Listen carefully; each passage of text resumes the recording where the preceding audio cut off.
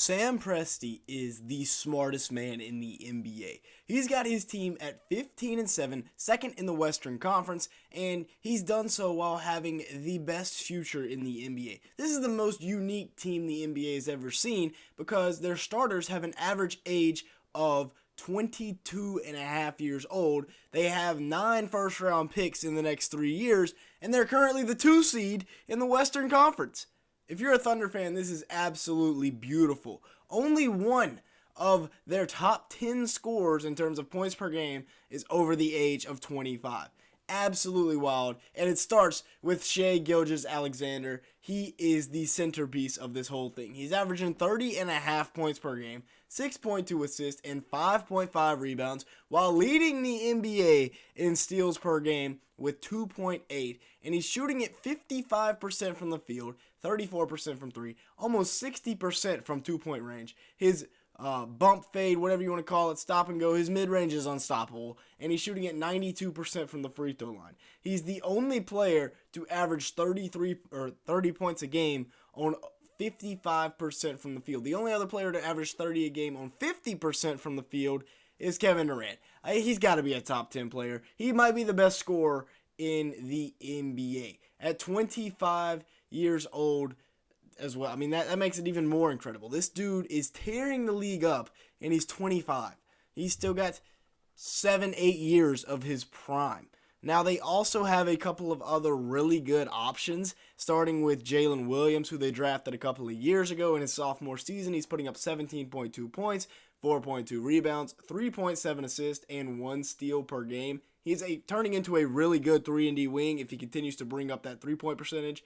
But he's a really good slasher as well. You see, he shoots at 50% from the field, 88% from the free throw line. So even though he's only shooting at about 36% from 3, which is acceptable, 88% from the free throw line gives you hope that he will continue to bring that 3-point percentage up over the years. And again, he's 22 years old as well. And then you got Chet Holmgren, a guy who is in contention for the Rookie of the Year. He's averaging about 17 points, 8 rebounds, 2.4 assists, and 2.4 blocks per night. At 7 foot tall, this dude is a complete game changer. He is added on to a Thunder roster that was desperately missing a big man, a paint presence last year, and he brings that with 2.5 blocks a game, 53% from the field, 37% from 3, 1 steal in 30 minutes a game. Now, can he win the Rookie of the Year award over arguably the greatest rookie, the greatest prospect we've ever seen? Now, there are some stat corrections to this edit here, but here are their head-to-head stats. As you can see, Wemby is now averaging 3 blocks a game, as well as about 11 rebounds, and Chet is only shooting at 37% from 3. But still, there's a little head-to-head matchup for you there to give you a bit of a perspective. But the most impressive thing, in my opinion, for this Oklahoma City Thunder team is that they are 7th in defensive rating, despite, like we said, only one of their key guys being over 25 years old. They are 4th in net rating, 5th in blocks, and 3rd in steals. Their top guys, Jalen Williams, Lou Dort, Shai, Chet Holmgren, they like to play defense. So if you're enjoying this video, real quick, make sure the like button and hit the subscribe button, as well as leave me a comment down below, as it really helps out in the YouTube algorithm. As you can see, a large majority of the people that watch these videos are not subscribed to the channel. So if that's you, go ahead and fix that, and let's go ahead and continue on with the video here.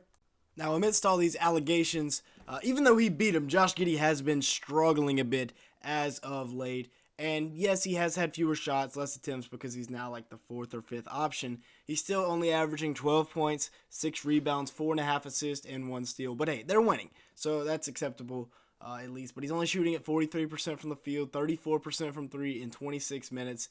His numbers have dropped a bit ever since all the allegations and stuff came out. And last year, remember, he was putting up 16.5 points a game, 8 rebounds, 6.2 assists. So maybe he's just going through a little bit of a slump right now, which is understandable. I mean, slumps happen, but hopefully he can come back out of that because they need him. But like I said, he is now the 4th or 5th option with the emergence of Jalen Williams, with Chet Holmgren being back. So it is a little bit acceptable to see that stat dip. Now, the insane part of this whole situation is the amount of draft picks that the Thunder have over the next few years. They have 3 in this year's upcoming draft, as well as a 2nd round pick, and then they have 4 in the next year's draft, as well as 3 2nd round picks, and then they have 3 more in 2026. So actually, I did my math wrong. They have 10 first round picks in the next 3 drafts, compared to 9. So but they probably won't get all of those because, yes, some are protected. 2027, they have a couple of picks, and then they just have their own first all the way up through 2030. Although I wouldn't be shocked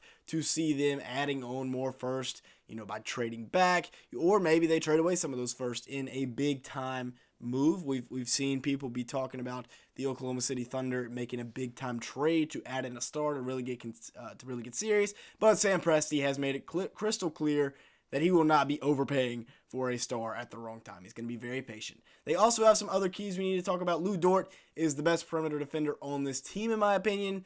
Jalen Williams is good. Cason Wallace is good. But Lou Dort is the best perimeter defender on the team, in my opinion. Can shoot the three ball a little bit as well. That has improved over the years. Cason Wallace has been an instant impact rookie, as I predicted. Really good ad there by the Thunder. They just add winning players via the draft because, of course, they really don't need any more superstars. And then Isaiah Joe has been a very underrated pickup and has really been able to knock down the three ball for this Thunder team. So, some big moves down the line. Will they make one? Like we were talking about earlier with Sam Presti, will he make the big move? I don't think so yet because he's going to be very patient in waiting on this next guy to come in, this superstar. And honestly, they probably don't even need to make a move because they have the young pieces in place. I think they just let them develop, let them continue to grow together, and then you have that great chemistry, and you've got guys that want to play together, want to win in Oklahoma City. Maybe you don't even make a trade. Looking at the standings right now, OKC at 15-8. I think I said 15-7 earlier, so I'll correct myself now because that part of the video was made before last night's loss to the Mavs. I believe it was the Mavs, right? But they are currently sitting in third, game out of second, so nothing like crazy compared. It was one game that we got wrong there. But as you can see, they're trying to climb up those rankings, get back to the top. But third place, that's a lot better than anybody thought the Thunder were going to be this year. Looking at the upcoming schedule, however, it is tough. At Denver, then you got Memphis at home. That's a must win because you're probably not going to win at Denver. And then you got the Clippers, who have won like 6 straight. You got the Lakers coming off that in-season tournament win. You got the best team in the West in the Timberwolves. Who would have thought?